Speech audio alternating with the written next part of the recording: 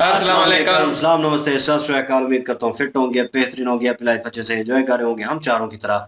आज एक और वीडियो और उसका टाइटल है वीडियो है जी आरजे रौनक की पार्लियामेंट अटैक लेटेस्ट। उन पे इन्होंने कुछ बताया है जो वो मेरे ख्याल में गैस छोड़ी गई थी। मैंने वीडियो देखी थी थोड़ी सी, कैसे? और गैस पार्लियामेंट में किसी ने छोड़ी है। मुझे पूरी डिटेल नहीं पता, अभी देखेंगे तो अभी पता चलेगा। और आरजे रौनक की वीडियो और ये सही से जो है वो डिटेल भी देते हैं, तो अभी चेक करेंगे। वो सिर्फ एक पिक्चर मैंने देखी थी और उस पर लिखा हुआ था कि पार्लियामेंट, इंडिया के पार्लियामेंट में किसी ने गैस जो है वो छोड़ दी है।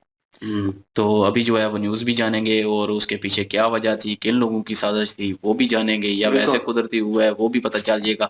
अभी वीडियो स्टार्ट करते हैं, रिव्यू बाद में देंगे। मेरा नाम है राणा मोहम्मद अली, मेरे साथ हैं Mohammad Sameer Khokhar, Nadeem Iqbal Janjua, Malik Shaklan Iqbal. So guys, let's start. दोस्तों, सयाने लोग कहते थे कि सोच समझकर बोलना चाहिए, लेकिन कुछ कांग्रेसियों का फंडा है कि बस बोल दो, दुनिया समझती रहेगी कि तुमने क्या बोला।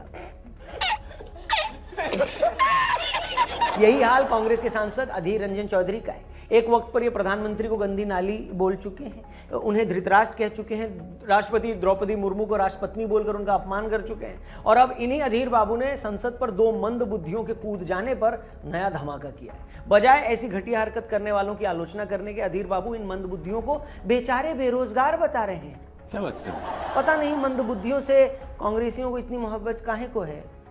समझ रहे हो? रोजाना हम कहते हैं बेरोजगार बेरोजगार। आज देखो वो बेरोजगार आज इस हमले के पीछे एक वजह है। प्रधानमंत्री जी हमें कह रहे थे सदन शुरू होने के समय, बाहर की गुस्सा अंदर मत लाया करो। देखिए हम लोग नहीं लाए, आम जनता उनकी अपनी दिल की गुस्सा अंदर लाने की कोशिश कर रहे हैं। क्या बात है अधीर बाबू, क्या बात है। कुछ समझाने जा रहा हूं, प्लीज जरा ध्यान से सुनिएगा। अगर कुछ पगलैट जिनके ना कुछ आगे का पता ना पीछे का, अगर वो आतंकवादियों की तरह संसद में घुसते हैं, संसद की विजिटर बालकनी से कूदकर सबको टेरराइज करते हैं, स्मोक गन चलाकर दहशत फैलाते हैं, तो बजाय इसके लिए उनको क्रिटिसाइज करने के, विरोध के इस तरीके पर ऑब्जेक्ट करने के, आप उन्हें ही बेचारा बोलकर उनके नाम की मेहंदी अपने हाथों में लगा रहे हो। अगर ऐसा है तो आप में और उन लोगों में क्या फर्क है जो इजराइल के 1100 लोगों की जान लेने के बाद भी हमास को डिफेंड कर रहे थे? बताइए। ये बड़ी अच्छी बात कही है। और चाचा, एक सांसद होकर भी आपको ये बात क्यों नहीं समझ में आती कि आपका कॉज या मकसद कितना भी जेन्युइन क्यों ना हो, आपकी शिकायत कितनी भी सही क्यों ना हो, लेकिन अपनी नाराजगी दिखाने में आप वायलेंट नहीं हो सकते। संसद को देश की सबसे पवित्र जगह माना जाता है। ये वो जगह है जहां देश की 90 करोड़ जनता के वोट डालने के बाद 542 सांसद चुनकर आते हैं। हर एक सांसद 20-25 लाख वोट लेकर संसद में आता है।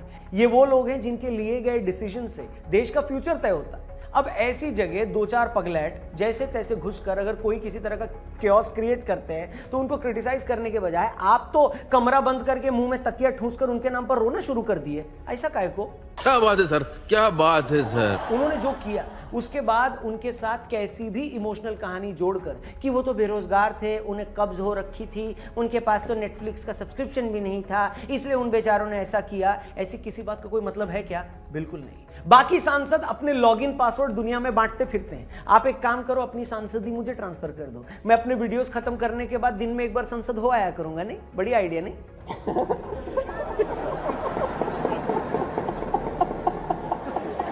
और ऐसा नहीं है कि इस घटना के बाद गुल खिलाने वाले अधीर बाबू अकेले हैं। इस बाग में एक से एक घाघ बैठे हुए हैं। खुद बीजेपी से भी इतने सवाल हैं कि इस वीडियो में आगे हम करेंगे। इससे पहले कि हम इन लोगों के और बयान सुनाएं और उसे सुनकर आप अपने बाल नोच लें, मैं चाहता हूं उससे पहले आप अपने बाल को थोड़े स्ट्रांग करने का। आइए फिर से लौटते हैं मेन मुद्दे पर। दोस्तों, जिस दौरान मैं ये वीडियो रिकॉर्ड कर रहा हूं, खबर यह है कि इस हमले का मास्टरमाइंड ललित भी थोड़ी बहुत कूद फान मचाने के बाद पकड़ा गया है। इस तरह इस मामले में अब तक कुल 5 लोग पकड़े जा चुके हैं, और सच कहूं तो मेरी इनमें से किसी से भी कोई हमदर्दी नहीं है। ये वही लोग हैं जिन्हें ना क्रांति का कुछ अता पता है, ना खुद इनको कुछ आता जाता है, इतना हुनर भी नहीं है कि कोई इन्हें ढंग की नौकरी दे दे, मगर फिल्में देख देख कर इनमें चवेरागिरी का भूत सवार हो रखा है। इनको लगता है कि हाँ, ये वाला प्रोफेशन अच्छा है। जैसे छोटे बच्चे हीरो बनने के लिए बाजार से स्पाइडरमैन वाला सूट ले आते हैं, इनको भी जब हीरो बनना होता है तो ये बाजार जाकर क्रांतिकारी वाला सूट ले आते हैं। अत्याचार नहीं चलेगा, महिलाओं पे अत्याचार नहीं चलेगा। सच कहूं तो मैं इस डिबेट में पढ़ना ही नहीं चाह रहा था कि कौन क्या कर रहा था इनमें से, किसके पास नौकरी थी या नहीं थी, कौन किस बात को लेकर परेशान था। भैया एक मिनट यार, ढंग की नौकरी ना होना, लाइफ में परेशान होना कब से कोई रीजन हो गया वायलेंस करने का? अगर बेरोजगार या परेशान होना वायलेंस का रीजन होता तो आधी दुनिया सड़कों पर आकर एक दूसरे के गर्दनें नहीं काट रही होती। ये कुछ नहीं है, सिर्फ और सिर्फ नाखून कटवाकर शहीद बनने की कोशिश करने वाले लोग हैं। ये वो लोग हैं जिन्हें अपने साथ क्रांतिकारी का तमगा भी लगाना है और करना भी कुछ नहीं है। वरना क्या कोई सेंस है जो इन्होंने किया है? किस काम को इन्होंने किया बताइए? कोई नहीं। 2 बंदे संसद में कूद गए, 2 छपरी बाहर नारे लगा रहे हैं, एक छपरी चिंदी चोरों की तरह यहां वहां भाग रहा था। कुछ नहीं भाई, इनको भी पता था कि इतना भर कर लेने से इन लोगों की टीवी और अखबारों में फोटो आ जाएगी, जो कि आ भी गई। 2-4 घंटे थाने में इनकी बेल्टा बेल्ट पिटाई होगी, जो कि हो भी गई होगी शायद। तो 4 घंटे की पिटाई के बदले में इतना फेम मिल जाना कोई बुरा सौदा तो है नहीं। अब तक इन छपरियों को इनके गली मोहल्ले के लोग भी नहीं जानते थे। हो सकता है अपने घर में भी अपना आई कार्ड पहन के घूम रहे हो, लेकिन अब पूरा देश इन्हें जान गया। और भारत में ना आज एक रिवाज भी बन गया है, आप कुछ भी बोलकर सरकार को गाली दे दो, आपके साथ 500 आदमी इकट्ठा हो जाएंगे। इन लफड़ियों के साथ भी यही हो रहा है। किसी को घंटा कुछ नहीं पता ये लोग कौन है, इनका एजेंडा क्या है, ये चाहते क्या है। इन्हें बस ये समझ में आ रहा है कि अच्छा संसद में घुसे हैं तो मोदी सरकार से नाराज होंगे, इसलिए इन्होंने जो किया होगा सही बता दो, जो कहा उसे सही बता दो, इनको बेचारा घोषित कर दो। इसीलिए अधीर रंजन ने जो कहा सो कहा। उन्हें लगा इसे टेररिस्ट अटैक बताने के बजाय आम आदमी का सरकार के खिलाफ गुस्सा बता देंगे तो घटना का ज्यादा माइलेज मिलेगा। मगर अधीर बाबू ये भूल गए कि ऐसा करके वो संसद पर अटैक करने को जस्टिफाई कर रहे हैं क्या। इसीलिए प्रमोद तिवारी बोल रहे हैं कि सरकार लगता है दूसरा पुलवामा करवाना चाह रही है। ये प्योर स्टूपिडिटी और कुछ भी नहीं है लोग। मैं पूछता हूं, अगर आपके कोई इशू है भी और आपने सोच लिया है कि चलो हम इस तरह संसद में घुसकर लाइमलाइट लेंगे, अगर ऐसा सोच भी लिया है तो मैं पूछता हूं कि इन लोगों ने 13 दिसंबर की ही डेट क्यों सिलेक्ट करी? क्या इन फर्जी क्रांतिकारियों को किसी ने यह नहीं बताया कि इसी दिन 2001 में पाकिस्तानी आतंकियों ने हमारे पार्लियामेंट पर अटैक किया था? अब मेरी समझ से परे है कि इसी दिन पार्लियामेंट में घुसकर ये लोग क्या प्रूव करना चाह रहे थे। क्या ये अपनी तरह से उस अटैक की एनिवर्सरी मना रहे थे? मतलब जो लंपट खुद को देशभक्त बताकर आम आदमी के नाम पर संसद में घुस रहे हैं, वो उस दिन ये काम क्यों कर रहे हैं जिस दिन पाकिस्तानी आतंकियों ने हमारी पार्लियामेंट पर हमला किया? कितने लोगों की मौत हो गई? क्या कोई लॉजिक है इसके पीछे? क्या कोई सेंस है? मेरे को तो नहीं समझ में आ रहा। आपको समझ में आ रहा है तो कमेंट करके बता दो।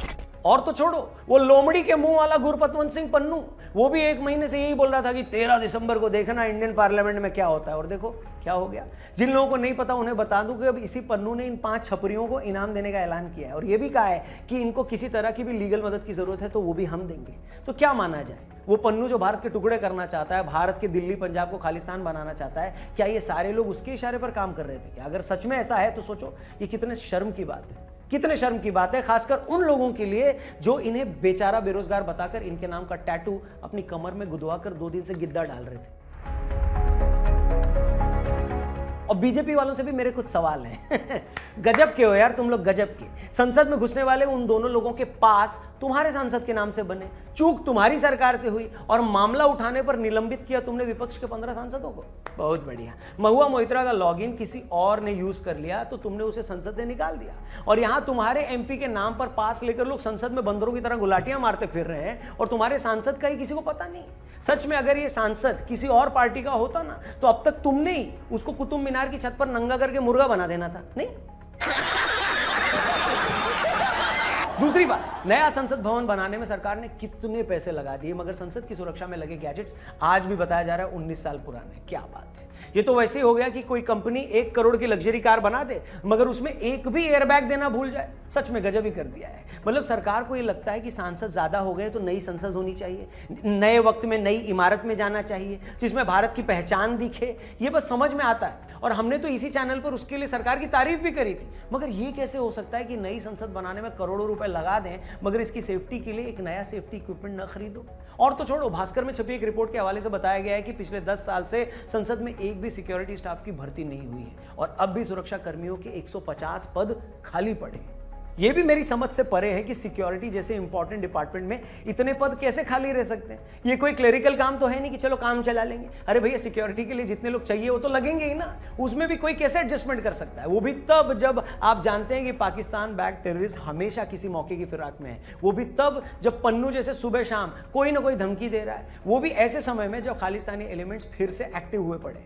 और जब मैं ये सारी चीजें सोचता हूं ना तो मुझे लगता है भला हो इन फर्जी क्रांतिकारियों का। इन्होंने जो भी किया, जैसे भी किया, कम से कम हमारी पार्लियामेंट सेफ्टी की पोल तो खुल गई। मगर इनकी जगह अगर कोई हार्डकोर टेररिस्ट होता फिर तो कुछ भी हो सकता था। फिर तो जो होता उसके बारे में हम इमेजिन भी नहीं कर सकते। मोदी गवर्नमेंट को ये नहीं भूलना चाहिए कि पिछले 9 सालों में उनकी जो पॉपुलैरिटी बनी हुई है उनमें से एक रीजन ये भी है कि इस सरकार के टाइम कोई बड़ा आतंकी हमला नहीं हुआ है। बीजेपी सरकार भी इस बात में प्राइड लेती है कि हम ईंट का जवाब पत्थर से देते हैं। ऐसे में इलेक्शन से सिर्फ 4-5 महीने पहले अगर कुछ हो जाता तो लेने के देने पड़ जाते, इसलिए जरा इस बात पर उनको ध्यान देना चाहिए। वरना पता चला जो काम राहुल बाबा और इंडी गठबंधन की 575 पार्टियां मिलकर नहीं कर पा रही, वो 2-4 पगलैट संसद में सुतली बम फोड़कर कर जाएंगे। नहीं, वैसे राहुल बाबा से याद आया कि जब पार्लियामेंट में छपरी कूदा और स्मोक गन से धुआं हो गया तो राहुल बाबा भी वहीं संसद में खड़े थे। अब कांग्रेसी ये दावा कर रहे हैं कि जब संसद पर इतना बड़ा हमला हुआ तो राहुल बाबा एक चीते की तरह बिना डरे वहां डटे रहे, खड़े रहे।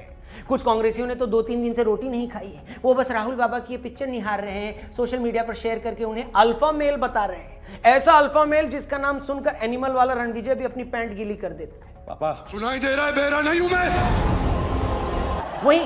वहीं बीजेपी वाले अलग ही मौज ले रहे हैं। उनका कहना है कि राहुल बाबा हिम्मत से नहीं खड़े हैं, बल्कि संसद में जब हमला हुआ तो वो डर के मारे वहीं जम गए हैं। उनकी हवा टाइट हो गई है, उनके कानों से धुआं निकल गया और उन्हीं कानों से निकले धुएं की वजह से ही संसद का फायर अलार्म बज गया। मजा आया।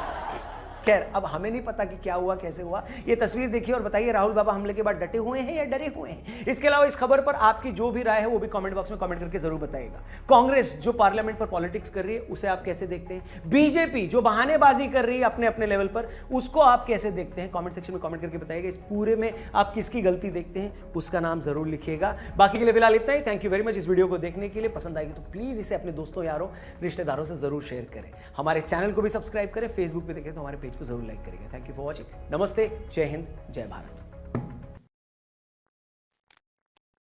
ये रेशमी जुल्फें। जी कांग्रेसी, ये वीडियो जबरदस्त थी।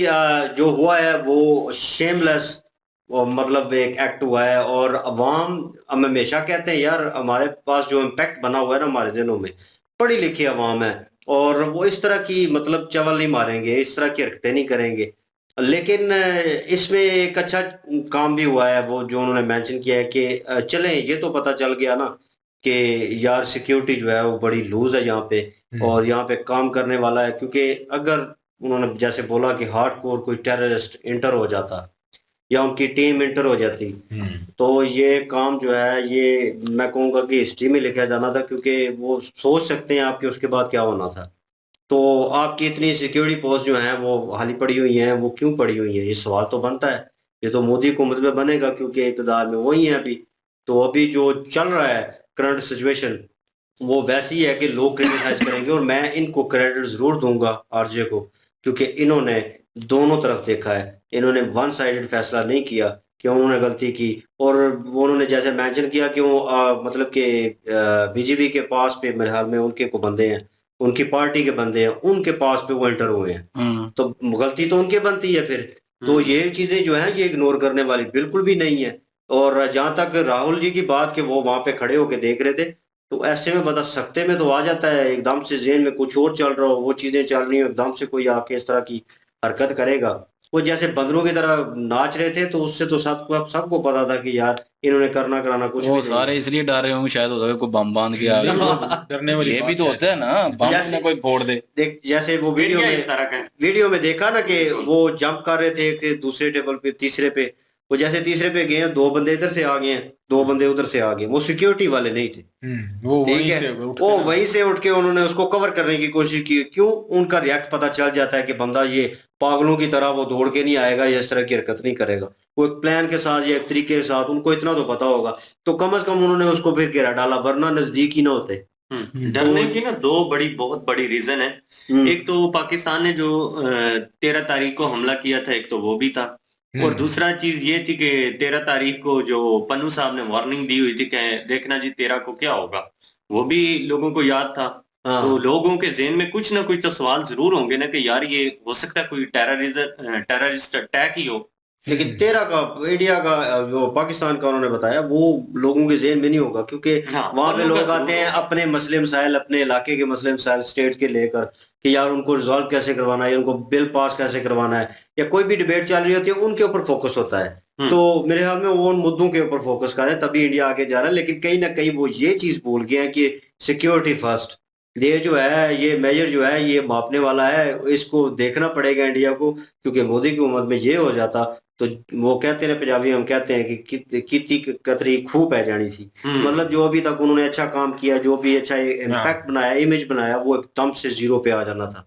तो ये झटका जो है वो मैं बड़ा कहूँ कि बड़ा लगना था। बिल्कुल। और ये इन्होंने इसको उजागर किया इस पॉइंट को, और ये जो कुछ हुआ है ये मेरे ख्याल में गलत हुआ है, ये नहीं होना चाहिए था। अभी बार बार इंडिया मतलब पाकिस्तान मीडिया जो है इंडिया के इस रिपोर्ट को चलाएगा बार बार, और बार बार दिखाएगा कि देखिए जी इंडिया में सिक्योरिटी का निज़ाम बहुत बुरा है, मोदी हुकूमत इतनी ताकतवर है, इस पोजीशन पे जा रही है, तो फलां मुल्क के साथ मुआहदे कर रही है, डिफेंस सिस्टम देख ले इनका इतना नाक। ये बातें होंगी, अब ये सुननी पड़ेंगी। क्यों आपने सिक्योरिटी का निज़ाम जो है वो ठीक उन्होंने नहीं बता दिया है ना, 150 जो है वो तो खाली पड़े हुए हैं सिक्योरिटी हाँ ना। वो कोई जो है वो खाली पड़े रहना कोई आम बात तो नहीं है ना, उनको फिल करें बिल्कुल। और वहां पे सिक्योरिटी टाइट करें। और अगर वही बात बार बार यही बात है ना कि अगर वहां पे असल के कोई टेररिस्ट आ जाते, हाँ वहां पे बम धमाका कर देते, अंदर दाखिल हो जाते, सिक्योरिटी जो नहीं है, जो बंदे 4 भी अंदर दाखिल हो गए हैं, इसी तरह ही दाखिल होते हैं सारे। बिल्कुल। और ये बीजेपी के पास पे आए हैं और उनकी भी गलती है, और उनको भी इन्होंने जो है वो झंझोड़ा है एक बल्कि दफा। असल और जिम्मेदार सिक्योरिटी वो हैं जिसके पास पे ये आए। बिल्कुल वो भी हैं, और जिन्होंने उसके बाद सिक्योरिटी भी नहीं है उनको झंझोड़ा है और बताया है कि अगर ऐसा हो गया तो सारी आपकी जाती रहनी है इज्जत। और दूसरा ये है कि उन्होंने उसको भी कांग्रेसी जो 2 थे जो कह रहे थे कि ये बेचारे जो हैं वो बेरोजगार हैं और और बेरोजगार है नेटफ्लिक्स तो का इस पैकेज चीज नहीं का है इनके पास। बेरोजगारी से क्या ताल्लुक है? आप लोग एहतजाज रिकॉर्ड करवाएं, वीडियो क्लिप बनाएं, बस सोशल मीडिया पे वो वीडियो हर क्लिप एक का बनाएं। अपना अपना एक तरीका होता है एहतजाज का। अगर वो वाकई बेरोजगार की वजह से ये सारा तरीका कर रहे हैं तो फिर भी ये गलत है, गलत ये है। तरीका नहीं है। और दूसरा जो जिनके साथ आए हैं उनकी सबसे ज्यादा बड़ी गलती है। और सिक्योरिटी भी नाकस है, और इन्होंने बता भी दिया कि सिक्योरिटी नाकस है। तो 13 दिसंबर की अगर धमकी भी मिली हुई है पन्नू ने दी है जो कि 13 दिसंबर को देखना पार्लियामेंट में क्या होगा, फिर भी सिक्योरिटी टाइट नहीं है। फिर भी 4 लोग जो हैं वो बाहर के वो आम लोग वो अंदर आ जाते हैं और स्मोक जो है वो फैला देते हैं। तो मैं सोचता हूँ कि वाकई सिक्योरिटी नाकस है, और अगर यहाँ पे कोई असल में आ जाते तो आप क्या कर लेते फिर, क्योंकि सिक्योरिटी नहीं है। सिचुएशन बड़ी फिर तो कॉम्प्लिकेटेड जो है। 542 अफराद वहां पे बैठे हुए हैं उनमें से कोई भी प्रोटेक्ट नहीं है, कोई भी सेव नहीं है, चाहे वो कांग्रेसी हो चाहे बीजेपी का हो। बिल्कुल कहाँ से मैं उनके पास तो कोई सेव सिक्योरिटी कहाँ मेजर से है ही है? नहीं है मैं कहता हूँ कि उनके अगर धमकी भी आई हुई है तो सिक्योरिटी तो टाइट करें। फिर भी यार बहुत बड़ी गलती हुई है यहाँ। 13 दिसंबर का पिछला जो वाकया हुआ है उसके से रिलेटेड फिर अभी 13 दिसंबर को जो धमकी मिली है पन्नू की वजह से, तो सिक्योरिटी तो ठीक करते हैं ना। ये सवाल तो बनता है, वाकई आरजे रौनक ने ये सवाल उठाया, बड़ा अच्छा ये सवाल है। मैं भी यही सोच रहा था सिक्योरिटी तो फिर ना हुई ना, कॉम्प्लिकेटेड और पास ऐसे ही दिए जा रहे हैं लोगों को, वही ना। ये भी सवाल बनता है। सिविलियंस आप इंटर हो गए हैं वहां पे। पार्लियामेंट में किसी सिविलियन का तो काम ही नहीं और वो स्मोक अंदर कैसे लेके आ गया? वो मैं से पाऊं मैंने सबसे छुपाई हुई थी। बेशक जिधर भी छुपाई तो सिक्योरिटी यहीं से पता चल जाता है नाकस है, पूरी चेकिंग नहीं हुई। चेकिंग और हुई सबसे नहीं। प्रॉब्लम वाली बात ये है कि वहां पे मैं एक बात मेंशन करूंगा, माजरत, वो इंटर होते साथ वो अगर आपके पास कोई ऐसी चीज है तो 2 डोर में से आपको गुजरना होता है, उसके पास गुजर के आपको चेकिंग करवानी होती है, ठीक है। तो उस डोर में मेटल जो है आप लेके नहीं जा सकते, तो वो पेन जो लेके जाते हैं वो उनको अलाउ होता है, वो भी चेक होता है। तो कम से कम अगर उनके वो 542 लोगों के आप चेक कर रहे हैं, ठीक है, जो बहुत इंपॉर्टेंट है, तो जो सिविलियंस इंटर हुए हैं उनके आपने चेक नहीं किए, मतलब किस तरह हो तो सकता है? पास बेशक बीजेपी क्या हो सकता है, बीजेपी की सिफारिश की वजह से अंदर आ गए, तो मतलब वहां पे भी सिफारिश चल रही है, पार्लियामेंट में सिफारिश चल रही है। यह बड़ा सिक्योरिटी को खतरा है। नहीं कुछ बेशक हम पाकिस्तानी हैं, लेकिन हम ये नहीं कह रहे कि बीजेपी गलत कर रही है, ये कुछ भी हो रहा है, लेकिन सिक्योरिटी का कह रहा हूँ कि सिक्योरिटी लेकिन नहीं है कहीं ना वहाँ पे। कहीं पर सवाल जरूर उठ रहा है कि ये बीजेपी की मजलूमियत होने की भी दलील हो सकती है कि वो अपने आप को अवाम के सामने एज अ मजलूम पेश करने की कोशिश कर रही हैं। तो बीजेपी सवाल तो बहुत किस सारे तरह, उठते हैं। मतलब किस तरह? क्योंकि अगर इस तरह अटैक हुआ है और बीजेपी के उन्होंने कहा जी कि हम बीजेपी के पास भी आए हैं, तो बीजेपी के ऊपर जब सवाल उठेगा तो वो अवाम के सामने जब आएगा तो अवाम को वो लोग बताएंगे कि असल हकीकत क्या है, तो उसमें उनकी मजलूमियत ही शो होगी। नहीं वो तो कहेंगे ना ठीक है आपने पास दे दिया, मान लिया कि एक आम बंदे को आप पास देते हैं, ठीक है, लेकिन सिक्योरिटी में उनको चेक क्यों नहीं होने दिया? ये गलती है ना, जो सिक्योरिटी वाले खड़े थे उन्होंने उनके पाँव क्यों नहीं चेक किए?